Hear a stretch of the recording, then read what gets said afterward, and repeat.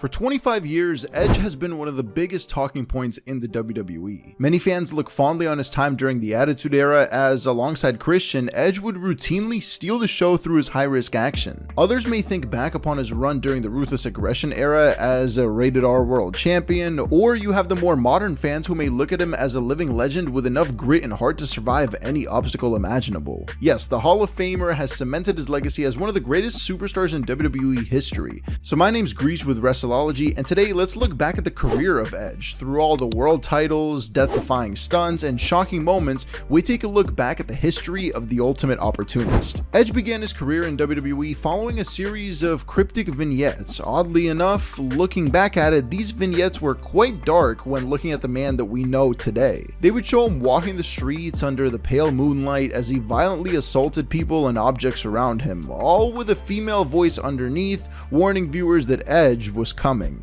From there, Edge would make his debut against Jose Estrada on Raw, winning via countout after legitimately injuring Estrada's neck. A moment that could have derailed Edge's career in the eyes of Vince was seen merely and thankfully as an accident. And the young career of Edge would continue as he made his pay-per-view debut at SummerSlam a few months later as Sable's mystery tag team partner. Now, this reveal wouldn't really impact anything in Edge's career, but it's still notable for being his first pay-per-view match. However, things would start to get back on track at the Breakdown in Your House pay-per-view in September of 1998. There, during a match with Owen Hart, a debuting Christian would appear in the crowd, and this would distract Edge, leading to a surprise roll-up victory by Owen. Afterwards, Edge and Christian would escape through the crowd together, with fans wondering what their relationship would be. However, we would soon get an answer to this after Edge began his own feud with the dark vampire of WWE, Gangrel. Gangrel would actually explain the relationship between them, with Christian being revealed as Edge's kayfabe brother. With Christian by his side, Gangrel would spend the next while trying to convince Edge to join them,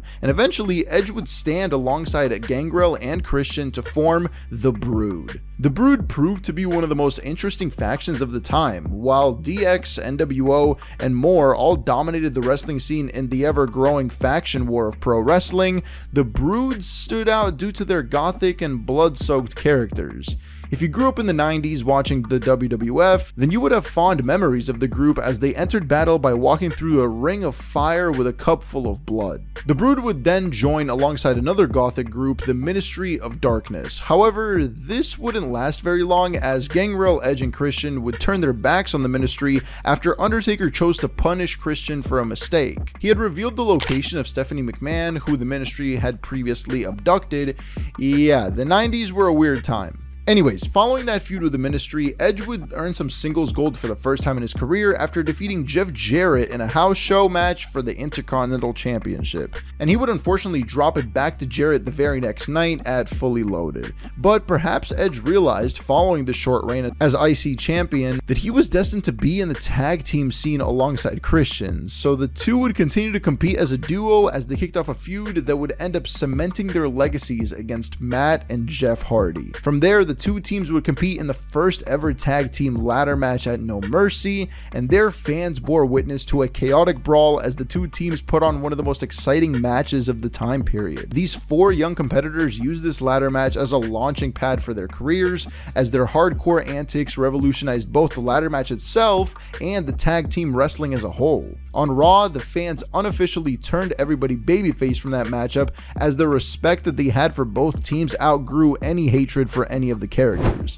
The two teams would continue their rivalry for the next few months, with the Dudley Boys soon being added to the feud in January following a series of attacks on the Hardys. So, with all three teams heading into WrestleMania 2000 determined to cement their legacies at the biggest show of the year, they would choose to compete in the first ever triangle ladder match for the tag team titles. And as you can imagine, this match stole the show as everyone involved put their lives on the line in another legendary hardcore brawl. While not specifically being called a TLC match at this time, this was unofficially the first match of its kind, with tables, ladders, and chairs all being used throughout the match. And there, Edge and Christian would win the tag team titles in impressive fashion. After winning the tag titles, Edge and Christian's characters would evolve as they became goofier but more self-centered superstars. Sure, they could get it done in the ring, but they would also start to show a more comedic side to their characters. For example, their goofiness led to the now iconic 5-second pose where they would pose pose for those with the benefits of flash photography. And over the next few months, Edge and Christian would periodically team up with another man whose goofy antics would only be outshined by his incredible in-ring acumen. So Edge and Christian would form Team ECK alongside Kurt Angle. Of course, this wasn't an official group by any means, but the friendship formed between the three men would ultimately bring some of the funniest moments from the Attitude Era to life. Anytime they would appear in either the ring or a backstage segment, the fans knew they were in for a treat. However, as their characters evolved, so did their feud with the Dudleys and the Hardys. The three teams would continue to circle the tag team title scene throughout the year, with all three teams eventually sharing the ring once again at SummerSlam. And while the Triangle Ladder match at WrestleMania 2000 wasn't officially called the TLC match, their rematch at SummerSlam would be the first inaugural tables, ladders, and chairs match. There, they recreated history by putting on yet another show-stealing match for the tag team titles. Once again, though, it was Edge and Christian who were able to limp out of SummerSlam that year as the tag team champions.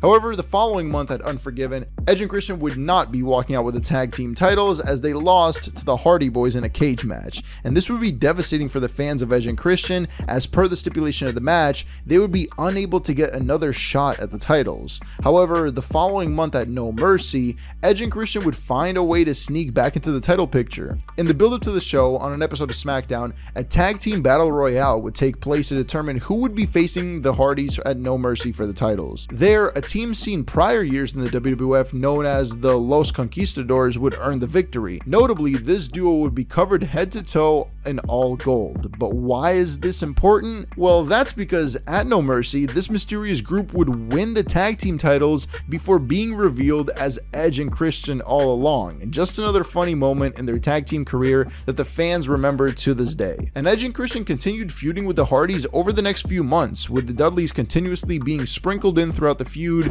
such as when they beat Edge and Christian for the tag team titles at the Royal Rumble 2001 event. So the three teams would look to finally put this feud to rest at WrestleMania 17. On perhaps the biggest show in WWE history, the three teams once again tore the house down in an absolute car crash collision known as a TLC match. Edge in particular would create his own WrestleMania moment during the match after spearing Jeff Hardy in midair. If you've seen any video packages describing the dangers of a ladder match, you've probably seen this moment, as it has become legendary in wrestling lore, and once again Edge and Christian would retain the tag team titles. And following this massive victory at WrestleMania, the team of Chris Jericho and Chris Benoit would join the feud, leading to yet another massive TLC match on SmackDown where all four teams would once again destroy themselves for a chance at the gold. There, Benoit and Jericho would leave with the tag titles, and this would mark the unofficial end to the feud between the Dudleys, the Hardys, and Edge and Christian. Of course, the legendary status of this rivalry would continue to follow all six men throughout their entire careers, but this match marked the end of their first chapter. Around this time, Edge would once again hunger for single success in the WWE though, and a few months later he would find it after winning the King of the Ring tournament. And of course, Christian would still stand alongside him as he acted as though his victory in the King of the Ring tournament was a group effort. That is, before Christian turned his back on Edge, kicking off a feud over Edge's Intercontinental title that he had previously won at SummerSlam. His jealousy over Edge following Christian's own failures in his pursuit to earn some singles gold as well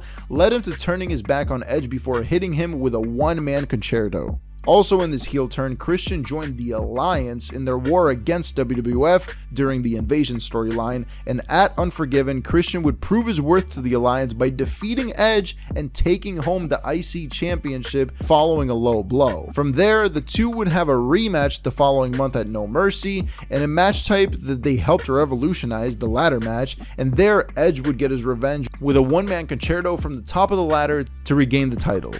That is, before they would finally put this feud to bed in a steel cage match at Rebellion, and there Edge would secure the victory and definitively beat Christian. But with the Invasion storyline continuing on, Edge would eventually kick off a feud with Test in the build-up to Survivor Series. After losing his Intercontinental title on Raw to Test, Edge would earn another title by capturing the WCW Championship from Kurt Angle. And this led to a unification match between Edge and Test, where Edge would get the job job done, as the WWF would put down this invading force for good. After losing his Intercontinental Championship to William Regal a few months later, Edge would look ahead to WrestleMania 18. This would mark his first WrestleMania as a singles competitor, where he would take on Booker T in a pretty solid match. The reasoning behind this match, though, was a bit odd, as the two would fight for a chance to be endorsed by a Japanese shampoo company. And sure, it was a solid match, but it was still a weird build nonetheless, especially since that shampoo company would never be mentioned again following WrestleMania. But speaking of hair, actually, Edge would be drafted over to SmackDown after this, where he would begin a feud with his former Team ECK partner, Kurt Angle.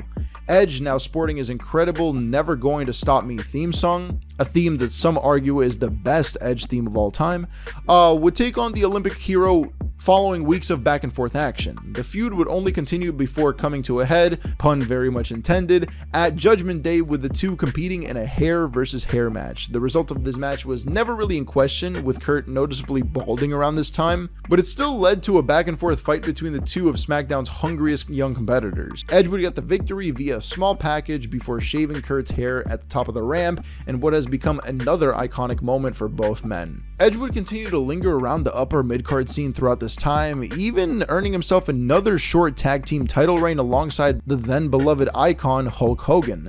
But perhaps this taste for tag team gold lit a fire underneath him, as he would once again look to prove his worth in the tag team picture.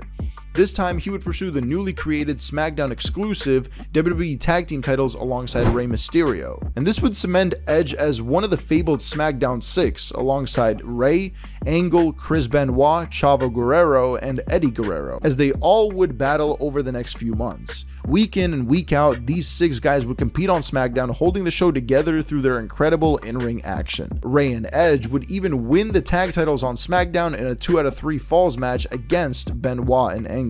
But soon after, the two would lose their tag team titles, and with this loss, Edge and Rey would agree to go their separate ways to focus on their singles careers. Unfortunately though, Edge would suffer a neck injury following a ladder match against Eddie Guerrero on SmackDown, and this neck injury would continue to haunt him for the rest of his entire career, which we will talk about more later on. But either way, for the time being, Edge would be sidelined for over a year, just as he started his climb towards the main event scene.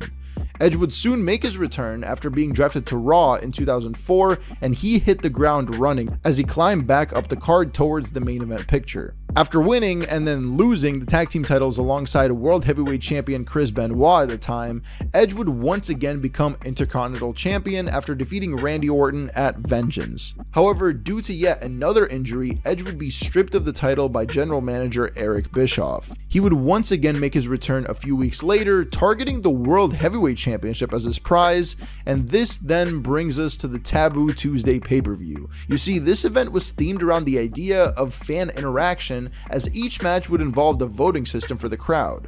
Fans were able to vote for things like match stipulations and surprise opponents, and this was evident in the World Heavyweight title match between Triple H and an opponent of the fans' choosing. The choices were Shawn Michaels, Chris Benoit, and Edge, with the winner of the poll facing Triple H. As for the other two men, they would be forced to team up and challenge for the World Tag Team titles. Michaels, who has been feuding with Triple H for quite some time by this point, won the poll, leaving Edge and Benoit to once again team up and challenge for the tag titles. There, they recapture the titles despite Edge abandoning Benoit during the match due to his own frustrations at not challenging Triple H for the world title.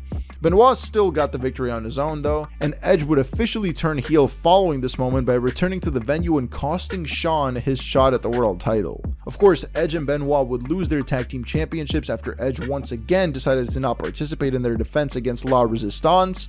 And following the match, Edge would attack Benoit, making it more apparent to the fans that he had officially turned heel. He would start to develop this crazed look in his eyes as the prospect of being world champion turned him into a cocky and vicious competitor, and he would also soon debut the Metalingus entrance theme that he still has to this day, which in my personal opinion is the greatest WWE theme song of all time. After months of growing his character into one of Raw's most interesting superstars, he would start to linger towards the main event scene. He even made it to the final 3 of the Royal Rumble match that year. While everyone remembers that match as the one where Batista and Cena accidentally eliminated each other at the end, many tend to forget that Edge was actually the 3rd last person eliminated in that match. However, his rise towards the main event picture would come at WrestleMania 21. There, Edge's legacy would once again grow via a ladder match as he competed in the first ever Money in the Bank match, competing against Chris Jericho, Shelton Benjamin, Christian, Kane, and Chris Benoit. Edge would shock the world by winning the newly created briefcase. But while fans waited patiently to see what would come of this briefcase, another story would start unfolding behind the scenes that soon became very public. Yeah, this is the part of Edge's career that's a little bit uncomfortable to talk about. So, behind the scenes where her real-life boyfriend Matt Hardy was sidelined with an injury, Lita would start traveling the road with Edge. Through these long car rides, they would start growing more intimately, and Lita would essentially start a new romantic relationship with Edge, and through his heartbreak, Matt Hardy would reveal this new romance online. This reveal in turn would make things a bit uncomfortable on screen, as Lita was involved in, and again, this is uncomfortable for us to say right now, but she was involved in a R-word and impregnating storyline with Kane. I audibly groaned while writing that sentence, by the way.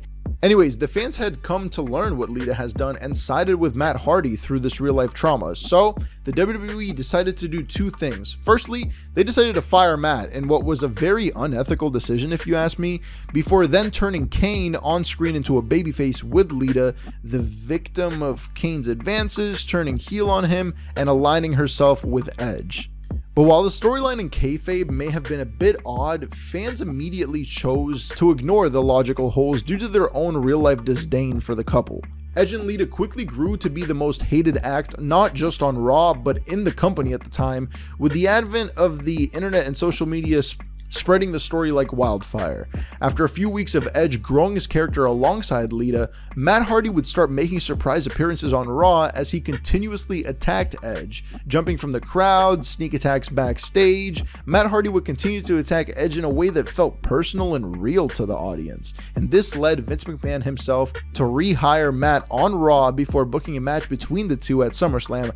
However, in another weirdly booked moment in WWE history, Edge would defeat Matt via a ref stoppage due to Matt's excessive blood loss. Yes, the WWE chose to side with Edge both in reality and in their booking strategy during this time, and I can't imagine the anger that Matt was going through in 2005. Either way though, Edge would continue to defeat Hardy over and over again, leading to a loser leaves Raw ladder match between the two, which Edge won before Matt was sent off to SmackDown. And following this massive feud between himself and Matt, Edge would suffer an injury that kept him on the shelf for a couple of months. But during this time, Edge would routinely show up to Raw for his new talk show segment called The Cutting Edge. And through this talk show, Edge would also dub himself as the Rated R Superstar, with that nickname continuing to follow him to this day.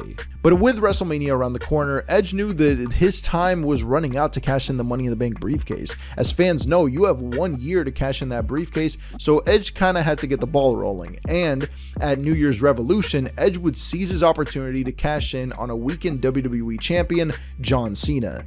After Cena survived a brutal fight inside the Elimination Chamber, which honestly, that was one of my favorite matches of all time, Vince McMahon would appear on stage to announce Edge's cash in before he went on to make history as not only the first man to cash in the briefcase, but by also winning the WWE title for the first time in his career. Edge was on top of the world. He was the WWE Champion just a couple months out of WrestleMania, and he was even in a feud with John Cena, who by that point was obviously the next big star in WWE's eyes. Cena was even getting ready to main event WrestleMania 22. However, unfortunately, Edge would not be the man sharing that ring with Cena in the main event. After the now infamous live sex celebration featuring Edge and Lita literally doing it in the middle of the ring, Cena would convince Edge to put his title on the line at the Royal Rumble in the rematch between the two. And there, Cena would win the title back before defeating him in in a rematch on Raw that featured Mick Foley as the special guest referee. And Edge, now losing his chance to main event WrestleMania, decided to target Mick Foley as the cause of this tragedy. Eventually, he convinced Foley into coming out of retirement one last time for a match at WrestleMania, but this wouldn't just be any old match. No, it would be a hardcore match. No disqualifications, no countdowns, falls count anywhere. Easily one of the most violent matches in WrestleMania history, as they put their bodies on the line in an absolute spectacle.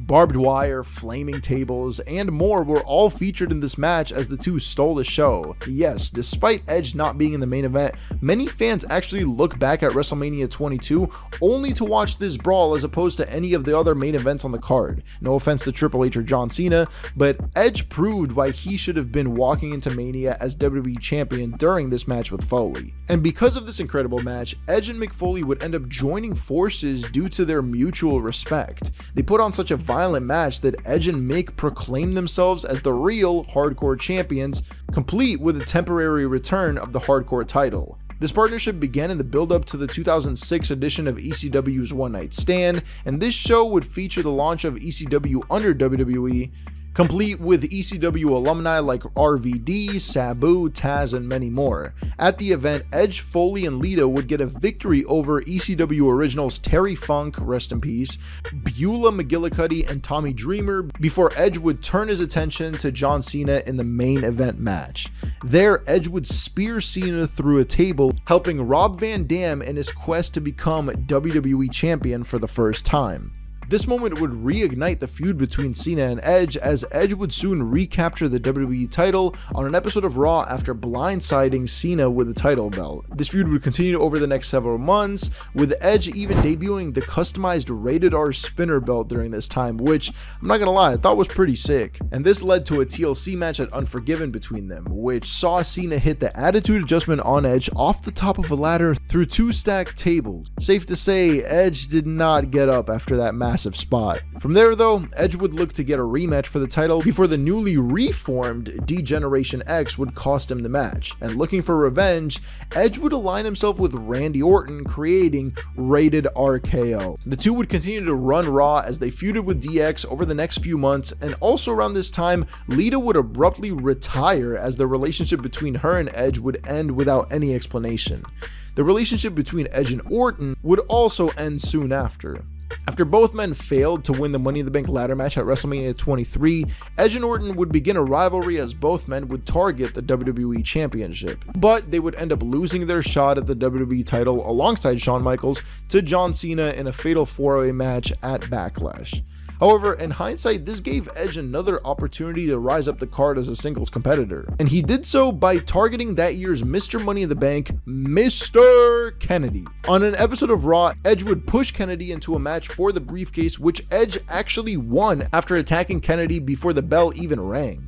And Edge wasted very little time with that briefcase as he cashed in on the World Heavyweight Champion, The Undertaker, on the very next episode of SmackDown. And this would then unofficially act as him switching brands as he crossed over to the blue brand. Edge, as the World Heavyweight Champion, would continue defending his title until suffering yet another injury that forced him to relinquish the belt. He would return a few months later, picking up right where he left off and reasserting himself in the world title picture.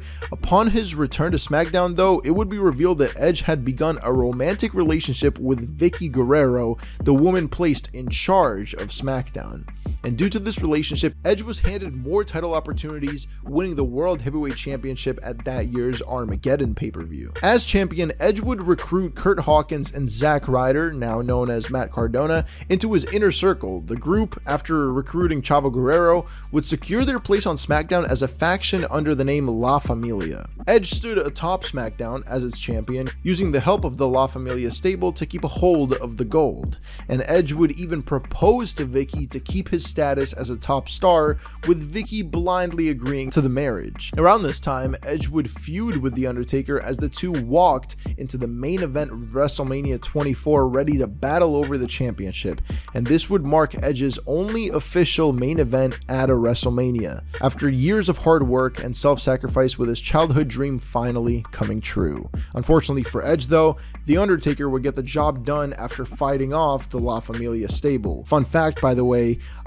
Edge was actually supposed to win this match and end the streak, but he refused and thought that he did not need to do that to elevate his career, and that he felt fine where he was. Of course, with the help of Vicky, Edge would recapture the gold and continue to stand atop of SmackDown until CM Punk would cash in his own Money in the Bank briefcase to take the World Heavyweight title over to Raw.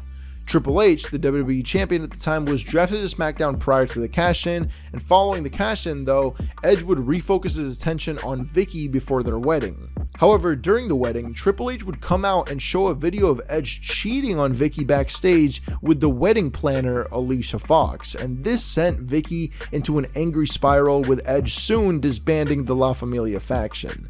Around this time, Edge would restart his feud with The Undertaker leading into SummerSlam, and since he had previously angered Vicky, who was still the general manager by this point, she would punish Edge by making a match between the two. And not only that, but the fight took place inside of the Hell in a Cell structure, a match linked with The Undertaker and a match Edge had never been in before at this point. And it would end in explosive fashion as Taker threw Edge off a ladder and threw the ring into a fiery pit, and because of this, Edge would disappear off of TV. Meantime, a triple threat match was scheduled for Survivor Series in which Vladimir Kozlov, yeah, you heard me correctly, Triple H and Jeff Hardy would all battle for the WWE Championship. However, before the show, reports had come out that Jeff Hardy had disappeared, and while it was only an angle considering Jeff's past, it's hard to look back at this moment without feeling a little bit distasteful by WWE. Either way, Jeff would be replaced by a returning Edge after the introduction of Edge's wife,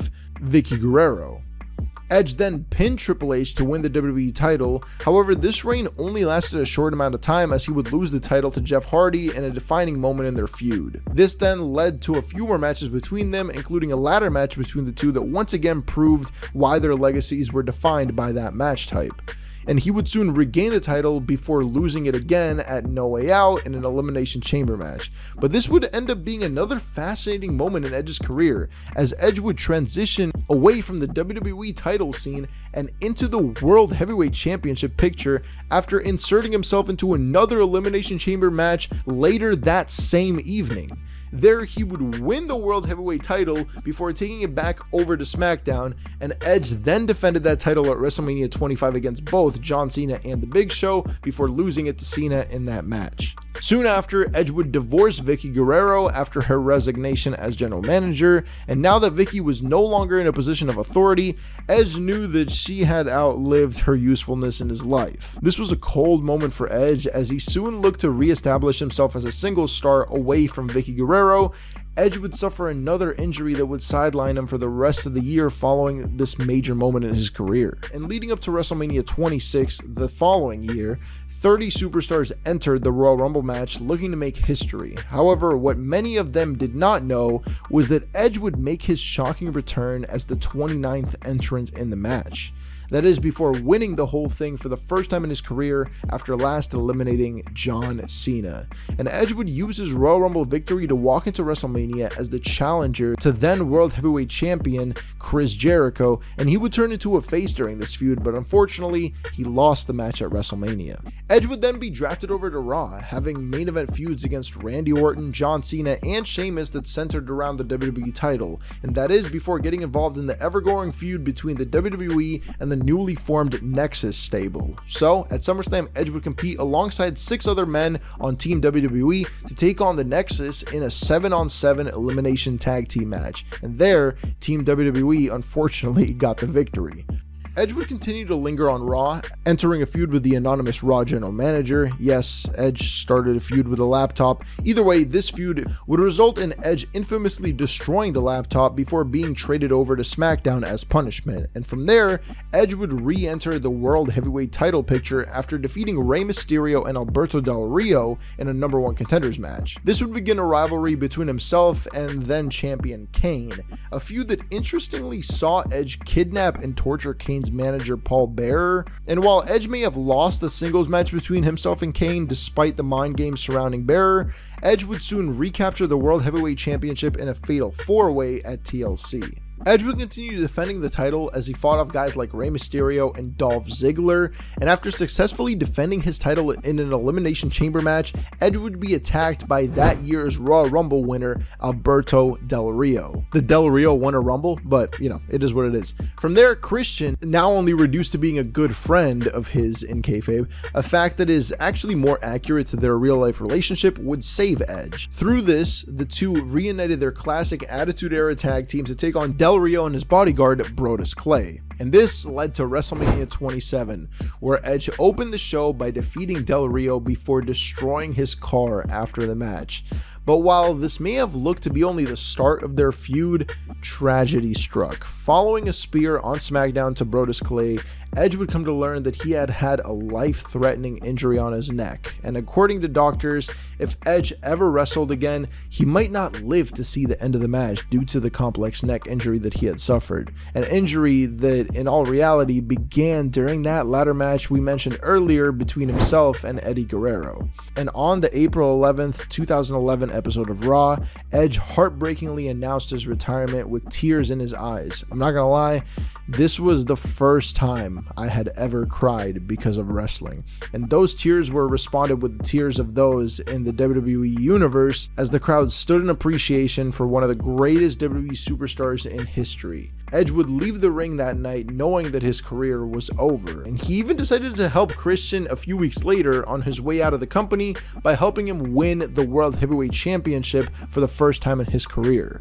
With the help of his best friend, Christian finally got the moment that he deserved. Edge would be rightfully placed into the Hall of Fame a year later, thinking that his time in the ring was over. But there is a funny thing with thoughts. Yeah, thoughts, no matter how certain they may feel, can turn into new ones. And we fast forward to late 2019 after Edge had undergone surgery for his neck issues. That surgery, combined with a newfound confidence in his abilities, got Edge to thinking. No longer were those thoughts filled with negativity, as his dream of being a WWE superstar combined with the surgery brought Edge to a few new questions that he was never able to answer before. After being gone for so long, could he make a return? Could he go back after sacrificing so much for his career? Did Edge have what it takes, both physically and mentally, to once again be healthy enough to live his dream? Well, at the 2020 Royal Rumble pay-per-view, those questions were answered. Fans witnessed the return of the rated R superstar. Entering the match at the number 21 spot, the crowd exploded in one of the most emotional and exciting moments in not just Rumble history, but WWE history. I mean, I'm telling you, I feel like every WWE fan knows what they were doing and where they were watching that year's Rumble. It was such a crazy moment. Fans had witnessed Edge put his body on the line in ladder matches, hardcore matches, and more for the sake of our entertainment, and we saw this man whose dream was ripped away from him make his return. Personally, just getting goosebumps just thinking about it. And if there was any moment from this video that you as a wrestling fan should go back and watch again, it's definitely this one. However, not everyone was happy to see him. The following night on Raw, Edge was attacked by his former friend and rival, Randy Orton. Orton claimed that his attack was to help protect Edge, saying that he was afraid of his friend damaging himself beyond repair, especially since by this point in his life, Edge had already begun a family with Beth Phoenix and his 2 daughters. While on paper, the reasoning seemed to come from a place of love, Randy's actions would become sickening as he would continue to use Edge's family as motivation to permanently retire Edge. These attacks would lead Edge and Randy to a last man standing match at WrestleMania 36, and this would also mark Edge's first singles match since his retirement. However, despite any potential ring rust, Edge would pick up the victory against Orton at WrestleMania following a concerto to the Viper, and they would then go on to have a one-on-one rematch at Backlash, dubbed the greatest match ever by WWE's marketing team. And while the match was pretty good, it's hard for any match to really live up to that kind of hype. Either way, Randy would win this encounter before Edge would unfortunately be sidelined due to an injury sustained in the match. However, like the years prior, Edge would make his in-ring return during the 2021 Royal Rumble match. There, he and still rival Randy Orton would be in the match at numbers 1 and 2, lasting all the way to the end where Edge would eliminate Orton. Edge had won the Rumble for a second time, with this time some love for Christian, who made his shocking return to the ring that night by entering the match and embracing Edge. And the following night on Raw, Edge and Orton would end their feud as Edge would defeat him in action. But now Edge had a one-way ticket to WrestleMania, and he set his sights on the biggest bad guy in the company, the Universal Champion Roman Reigns. After attacking him at the Elimination Chamber, Edge would officially announce that he wanted Roman at Mania. In fact, he wanted to beat Roman specifically, and thus at Fastlane, Edge would cost then challenger Daniel Bryan in his match against Roman for the title. And this led to a main event triple threat brawl between Edge, Roman, and Bryan, where Roman would get the victory after stacking both of his opponents on top of each other and pinning them. But Edge was not having it. He had worked so hard to become world champion again that he was not going to take this loss easily, so at Money in the Bank, Edge would once again challenge Roman to a singles match for the Universal title. There, Roman would get the job done in the main event, but perhaps Roman wouldn't have left that event as champion if not for Seth Rollins. Seth interfered in the match, helping Roman to win, thinking that he deserved the match more than Edge, and this led us to SummerSlam, where Edge was able to pick up a victory against Seth before being attacked by him following the fight. When Edge finally made his return, he laid out another challenge for Rollins. At Crown Jewel that year, the two battled within the demonic Hell in a Cell structure, with Edge getting the victory over his younger rival. He would then move into a feud with The Miz, culminating at the Royal Rumble event, where The Miz and Maurice would lose to the team of Edge and Beth Phoenix. But it was WrestleMania season once again after this, and Edge had a very different approach to the event. Now, after being in the WWE for over 20 years, Edge recognized his place on the card. He wanted to help create new stars in WWE by giving them a match against the legendary Rated R superstar. So he laid out an open challenge, which AJ Styles accepted before promptly being attacked by Edge, and this attack would turn him heel for the first time in over a decade. And at WrestleMania 38, Styles walked into Mania looking to steal the show and get his revenge on Edge. However, Edge had something different in mind. During the match, a shocking distraction would take place, with Damian Priest helping Edge to defeat AJ Styles. This was the beginning of a new faction in the WWE called the Judgment Day. He, alongside Priest, would continue to wage war on the Raw roster before adding Rhea Ripley to their ranks at the following month's WrestleMania Backlash event. The trio of Edge, Priest, and Ripley would continue to target Raw stars like AJ Styles, Finn Balor, and Liv Morgan, and then Edge would look to add Balor to Judgment Day, only to be met with yet another swerve in the story. Instead of Finn joining Judgment Day under Edge, Balor instead acted as a replacement for him, as Finn, alongside Priest and Ripley, would attack Edge and kick him out of the group, and through this, Edge would once again turn face. Edge would return at SummerSlam 2022, helping Rey and Dominic Mysterio get a victory over the Judgment Day, and Edge and Rey would team up again at Clash at the Castle soon after this, looking to destroy the Judgment Day, all while Dominic began having his own problems with both his father and Edge. And this resulted in Dominic turning heel on both Edge and Rey, siding with Judgment Day. And if you want to hear more about that, I highly recommend you check out my recent video on Dominic Mysterio. Either way, Edge would continue his feud with Judgment Day over the next few months, culminating at WrestleMania 39. After creating the group, Edge would finally get his revenge on them by defeating the guy who kicked him out of that same faction, Finn Balor, in a Hell in a Cell match. Personally, I think Finn should have won that match, but it is what it is. From there, Edge would be drafted over to SmackDown, where he would linger over the next few months, that is until the August 11th episode of SmackDown, where Edge made a surprise challenge to Sheamus for the following week. And this match marked 25 years since Edge's debut, with the match taking place in Toronto, as Edge continued to hint that it could be his final match in the WWE. And if it is his final match, then I only have 3 words to really say. Thank you, Edge. Looking back at his career over however long this video ends up being, it's really hard to deny that Edge is one of the best performers in WWE history. For over 25 years, the Rated R superstar has been an unbelievable presence in the WWE. In his early days, he made a name for himself in the tag team scene by putting on some of the most exciting matches in WWE history. During the mid-2000s, Edge would evolve into the best heel on the roster as a sleazy maniac opportunist. And then you have a shocking announcement in 2011, a night that broke the hearts of millions of fans, and then that heartbreak turned into sheer happiness so many years later as he returned to the delight of everyone. And even as his time in pro wrestling starts winding down, Edge has still been a defining presence in the WWE. Today, the faction he started in Judgment Day is easily one of the biggest things going in the company. Off of his back, stars like Dominic Mysterio, Damian Priest, and Rhea Ripley all have a spot in the main event picture.